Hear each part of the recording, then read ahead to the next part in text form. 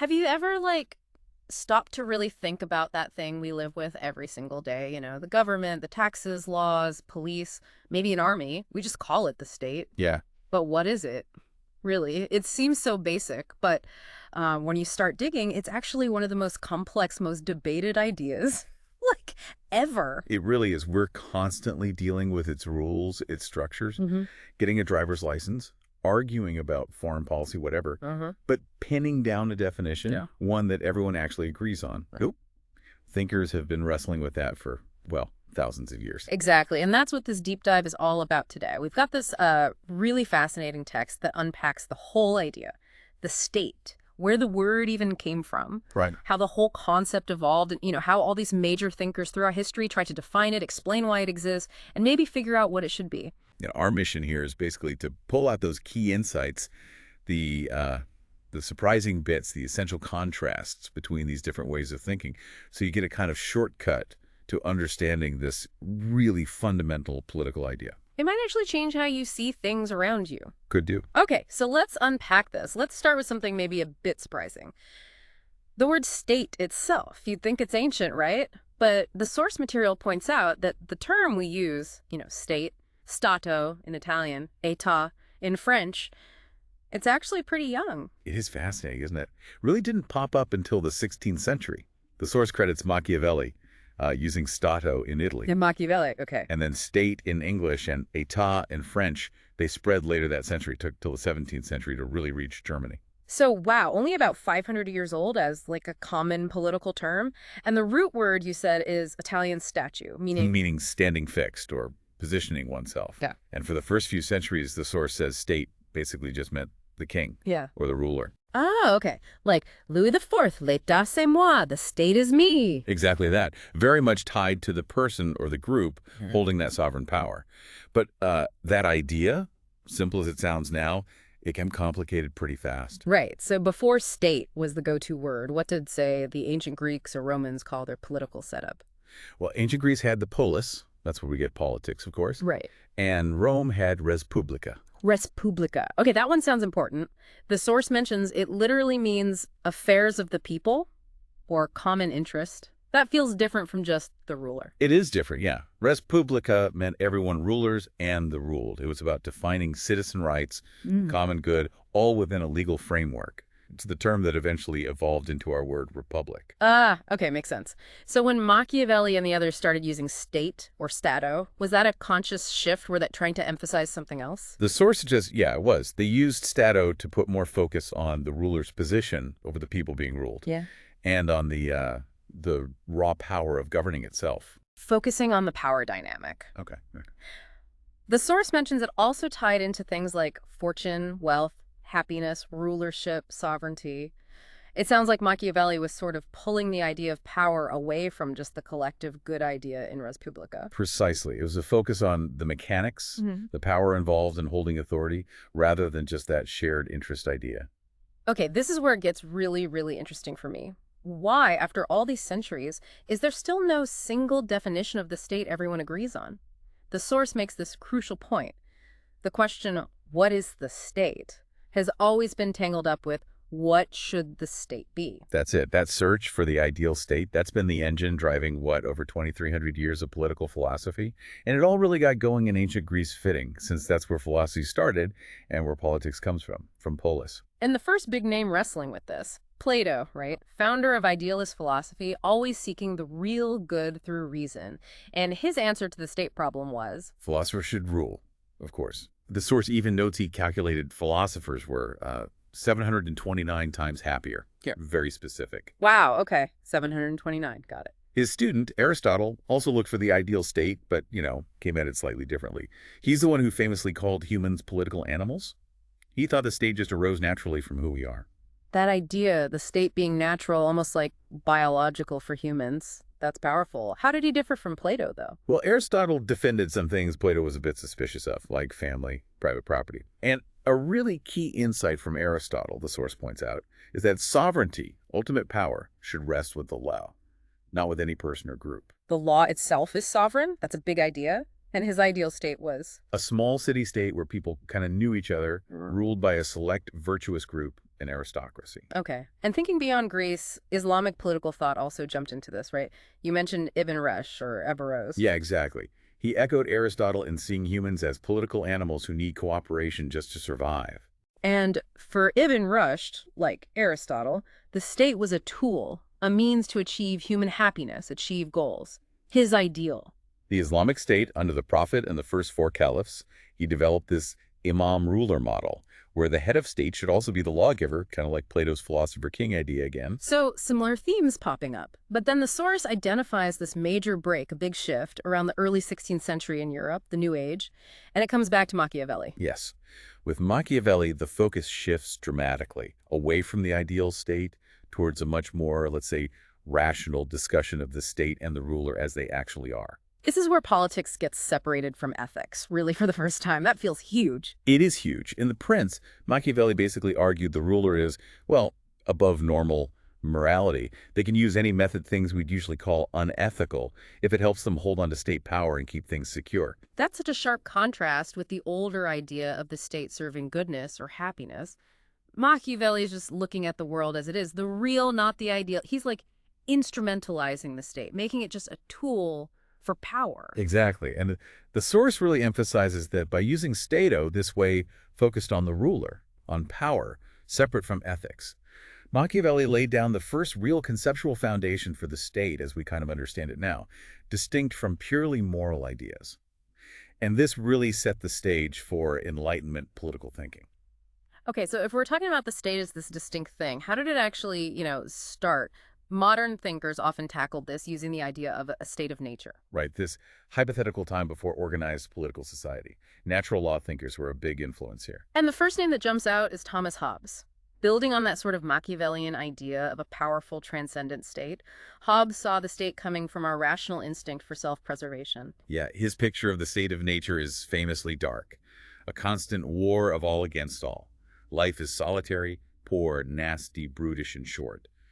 Homini lupus est, man is a wolf to man. Not exactly cheerful. Definitely not somewhere you'd want to live. Yeah. So the social contract, for Hobbes, it's just about escaping that nightmare. Precisely. People rationally choose to give up their individual will to one higher will, the sovereign, the state, just to get peace and order. But the key thing for Hobbes is, once you transfer that will, you can't take it back. And his description of the state in Leviathan, this massive monster rising up from society, kind of consuming people and spitting them out as a political body, is powerful, maybe terrifying. The source definitely puts Hobbes in the authoritarian camp. The state as the omnipotent master. Right. Now contrast that with Hobbes's contemporary, John Locke. He also used the state of nature, social contract idea, but wow, came to totally different conclusions. He's basically the founder of liberal thought. How did Locke see the state of nature, if it wasn't a nightmare? Locke saw it as fundamentally benevolent. People could live peacefully, guided by natural law, even without a government. So the move to create a state wasn't about escaping chaos. But about what? About guaranteeing that peace, and crucially, protecting fundamental rights, life, liberty, and property. So the state isn't this all-powerful master for Locke. It's more like a protector with a limited job description. And the social contract is based on? Based on the free will and consent of individuals. That's the absolute key for Locke. Consent leads to civil society, and the state itself arises from the consent of the majority. Authority comes from the people, from consent, not just from brute force. That's a massive difference from Hobbes. Okay, what about Jean-Jacques Rousseau, another big social contract name? Yes, and he agreed with Locke, actually, that the state of nature was benevolent, and that human nature isn't inherently dark or nasty. Okay, so if it wasn't nasty, what messed up his peaceful state of nature? According to Rousseau, it was the invention of private property. That's what introduced conflict and inequality where there hadn't been any before. Ah, and the state arises to fix that conflict. Right. Individuals agreed to give up their individual wills to end the conflict. But Rousseau described it as a kind of two-stage thing. First, individuals contract together to form a society. Then all those separate wills merge into what he called the general will. And the government is just the expression of that general will. And the source points out that this idea of the individual will getting sort of absorbed into the collective general will.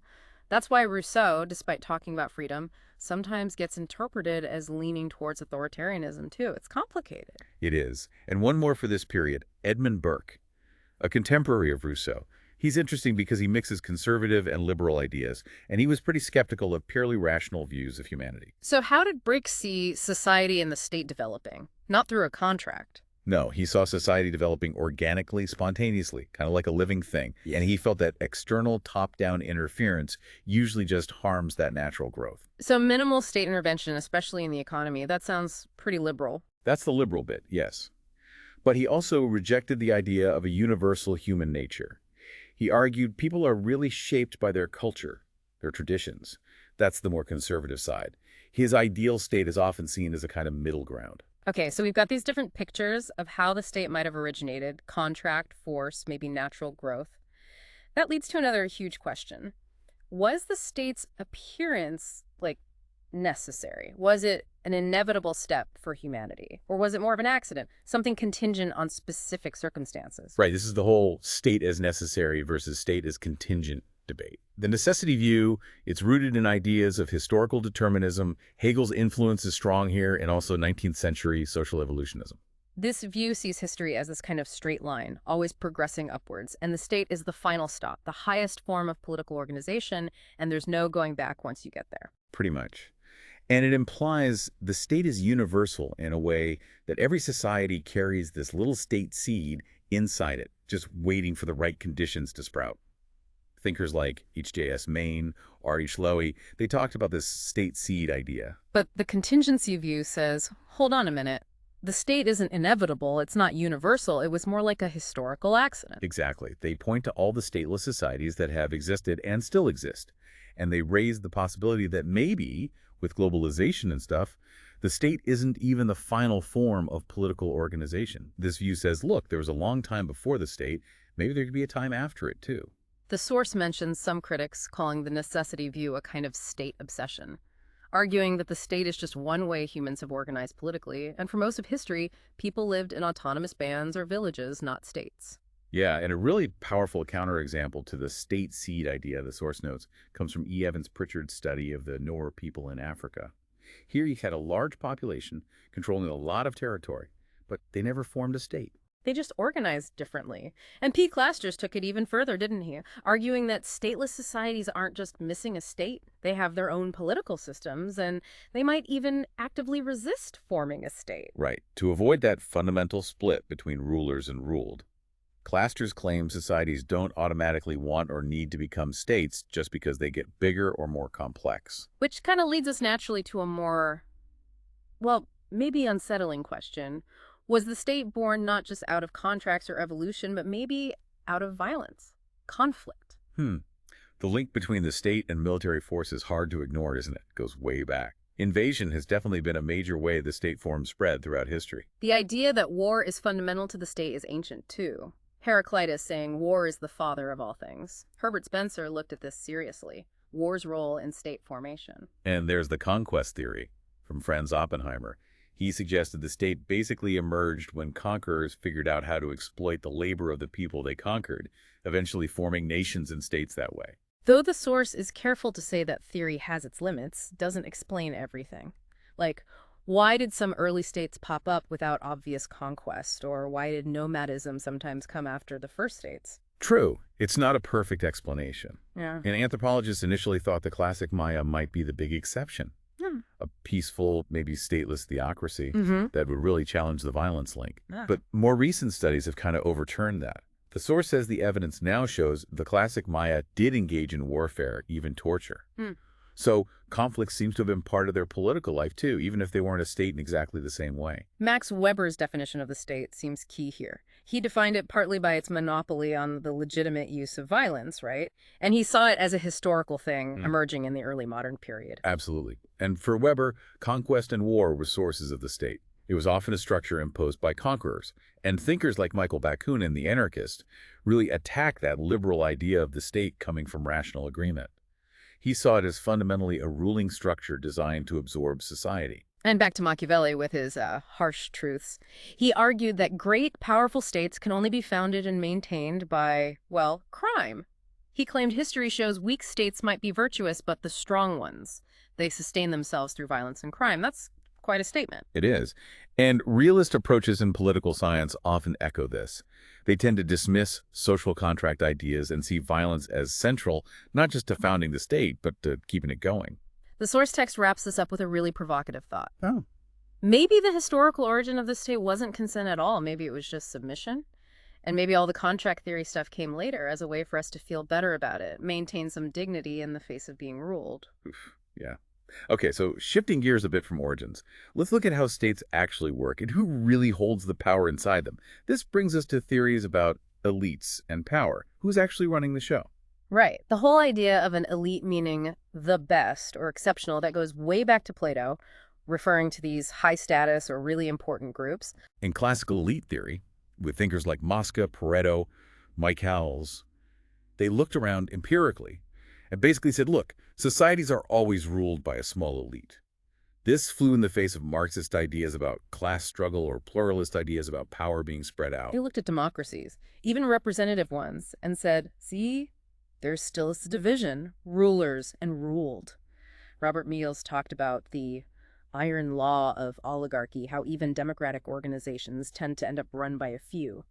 Pareto made that distinction between the governing elite and the non-governing elite.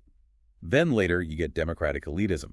Building on Weber and also Schumpeter, they tried to kind of blend elite theory with pluralism to paint a more realistic picture of how representative democracy actually functions. What were they focused on? Things like, can bureaucracy actually work with democracy? And the idea of elite competition. Schumpeter famously suggested applying market competition ideas to politics. He argued that having leaders compete for votes in free elections could actually improve how government works. Though maybe, the source hints, at the cost of fully protecting everyone's rights. Potentially, yeah. Now, contrast that with radical elitism. They look at studies showing, hey, it's actually a really small group making the big decisions. They see power as way more concentrated. C. Wright Mills is the classic example here, right? Identifying that power elite in the U.S., big business leaders, top military brass, key political figures. He argued they made the really important historical decisions, and Congress and stuff were less influential. People like Edward Herman and Noam Chomsky are also linked with these kinds of critiques of concentrated power. Yeah, radical elitists tend to see this core power elite making the real calls. Elected officials might just be symbolic figures playing out a kind of zero-sum game where, sure, you can vote for A or B, but the underlying elite structure stays put, untouchable, limiting any real change. Whereas the democratic elitists see it differently, more optimistically. More positively, maybe. Yeah. They see elected leaders as actually having significant control over institutions, playing vital roles in crises, driving innovation. They frame it more like a positive-sum game, where having competent leaders benefits everyone, even if, yeah, the leaders themselves probably benefit the most. Okay, moving on again. One of the most influential and often critical ways of looking at the state comes from Marxism, viewing the state mostly through class struggle and economics. Right. The classic Marxist idea, economic factors, the base, are fundamental. Everything else, religion, family, and yes, the state is part of the superstructure. It depends on the base, and it can even create false consciousness, right? Make people accept their situation. Exactly. And the core Marxist view is that the state is primarily a tool used by the capitalist class, the bourgeoisie, to keep their power and exploit the working class, the proletariat. So history is all about this class struggle, and the state, which only came about with private property and classes, is just an instrument in that struggle, designed to protect capitalism. And because of that, Marx and Engels famously argued, the state, just like private property, has to be abolished. They saw it as just a phase in history that would eventually be overcome by a proletarian revolution. A revolution where the worker seize the means of production, leading to a communer society where the state just withers away. That's the idea. It becomes obsolete. Yeah. Marx joked it might end up in an archaeology museum. So for Marxists, the state is definitely not the final destination of history. There's another Marxist view mentioned, the functional state idea. How's that slightly different? It sees the state apparatus, the bureaucracy and so on, as having the function of coordinating society, which you need when there's a complex division of labor.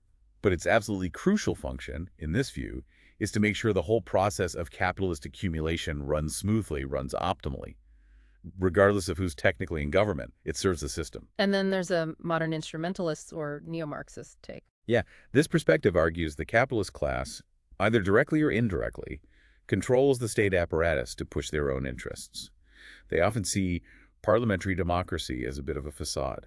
This sounds like it connects back to elite theory, suggesting maybe capitalists, top bureaucrats, politicians form this kind of unified ruling group. It does link up. And they argue that even left-leaning governments find it incredibly hard to make radical changes because they're up against the power of big business international finance. These instrumentalists, they tend to see the state as pretty unified, right? Like federalism or separation of powers, that's just surface stuff. Generally, yeah. They see it as a mostly cohesive entity serving class interests. So that famous line, the state is just a committee for managing the common affairs of the whole bourgeoisie, that really captures the instrumentalist view.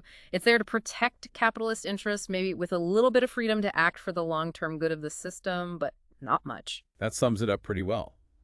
And modern Marxists also talk about potential crises that advanced capitalism might face. Economic crises, obviously, but also rationality crises where the state just struggles to manage the complexity. Legitimacy crises where people stop believing in the system. And motivation crises where people just aren't willing to play their parts anymore. Okay, one more major perspective to cover. New pluralism, shifting gears again. Right, this is a more recent approach. It draws on critiques of the older theories, but it's distinct from classical pluralism, definitely distinct from the new right, and also from traditional Marxism. What's their main argument about how politics and economics relate? New pluralists say, look, the political system and the economic system are deeply interconnected. They depend on each other. But, and this is key, they also have significant autonomy. One doesn't just completely determine the other, like the economy determining the state in some Marxist views. They influence each other, sure, but neither is totally in charge. They also seem to focus on how complex modern problems are becoming, often because of technology. Yes, exactly.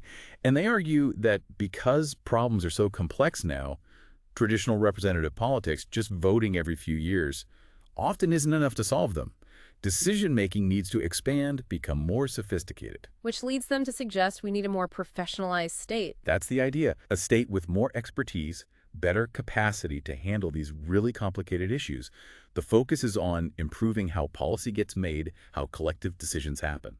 And to understand all this complexity, they say you can't just stick to one field. You need to combine insights from economics, politics, sociology. It's fundamentally an interdisciplinary approach, yeah. Yeah. A perspective really emphasizing how the state is evolving, or needs to evolve, to cope with modern challenges. Wow. Okay, we have covered so much ground. I mean, from the ancient polis all the way to these modern debates about complexity and professionalization. We've seen theories about where the state came from, what it is, what it's for, who holds the power. How do we even begin to compare these incredibly different ways of looking at it? Well, the source highlights a few key areas where these theories really fundamentally disagree. One is their basic view of human nature. What are people fundamentally like? Are we inherently selfish, cooperative, rational, driven by emotion?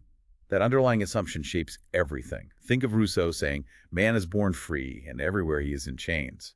That view of human nature drives his whole theory. Right. Another one is the underlying moral values. What ethical principles guide each theory? What do they consider good or just or fair when it comes to the state and society? And then there's their view of political units. How does each theory see the state itself, political associations, how do they relate to individuals, to other groups, to bigger historical forces? And maybe the most critical question for evaluating them, testability. Can we actually prove or disprove these theories with real-world evidence? That's a big one. Pluralism, elitism, and new pluralism, the source notes, they generally try to be more empirical. They build theories based on observation, on pragmatic analysis. They insist you should be able to test them empirically. If the facts don't fit, the theory's wrong or needs changing. Public choice theory, which is often linked to the new right, seems a bit different on that front. Yeah, it relies more heavily on abstract models, often borrowed from neoclassical economics. For them, the internal logic and consistency of the model might be more important than direct empirical testing of every assumption. And Marxism. The source mentioned that testability can be tricky there. It can be, yeah. Especially with some of the functionalist arguments. It's easy to fall into a loop where you just say, well, whatever the state does, it must be serving capitalism's needs, which makes it really hard to actually disprove. The source does suggest, though, that more recent Marxists are trying harder to develop theories that could potentially be tested against evidence, more so than some older, more rigid versions. Okay, wow. So we've really journeyed from that very first use of Stato back in the 16th century through literally millennia of philosophical argument right up to these complex modern theories. It really just hammers home the point, doesn't it? There's no single, easy, agreed-upon answer to what is the state. The whole concept is soaked in history. It's been defined and redefined by brilliant thinkers across centuries, and we understand it through these competing, sometimes clashing lenses. Is it a necessary contract? An inevitable outcome? A tool of force? A way to manage complexity? And this isn't just some abstract academic debate locked away in books. This whole history, these theories, they connect directly to the world you live in today. The state affects so much of our lives, doesn't it? From daily rules and regulations right up to global conflicts, how wealth and power are distributed. Absolutely. So, thinking about these hugely different perspectives on where the state even came from, was it born out of consent, like Locke argued, or submission, as some realists might suggest? Was it necessary, inevitable, or just an accident of history? Does it mainly serve the common good, or does it primarily serve the interest of a specific class or elite? How does knowing about this long history of contested ideas affect how you see the role, the legitimacy of the state in our world today? Yeah. What does it actually mean to be a citizen when the very nature of the governing body we exist under is subject to such deep, historical, and ongoing debate? Definitely something to think about.